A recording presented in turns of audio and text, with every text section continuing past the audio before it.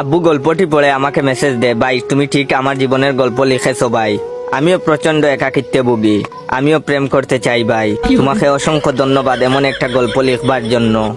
আব্বুর মেসেজ দেখে আমি টাসকি, হয় কি এইসব, দাঁড়াও আম্মুকে যদি না বলি, কিন্তু আম্মুকে বললে সব মজা এখানেই মাটি হয়ে যাবে। তাই আব্বুকে রিপ্লাই দিলাম, ধন্যবাদ। শুনে খুব ভালো লাগলো যে আমার গল্পগুলো আপনার ভালো লাগে।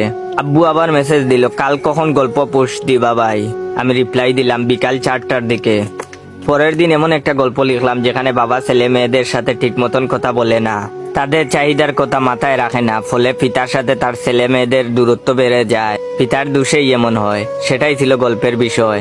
আব্বুর মেসেজের অপেক্ষা করতে লাগলাম, কিন্তু আব্বুর কোনো মেসেজ আর আসে না। চেক করে দেখলাম আব্বু অনলাইনে অ্যাক্টিভ আছে কিনা, দেখি হ্যাঁ আব্বু অ্যাক্টিভ। তাই আমি মেসেজ দিলাম, আজকের গল্পটা কেমন লাগলো ভাই? আব্বু একটা লাইক ইমোজি দিয়ে অফলাইন হয়ে গেল। পরের দিন বিকাল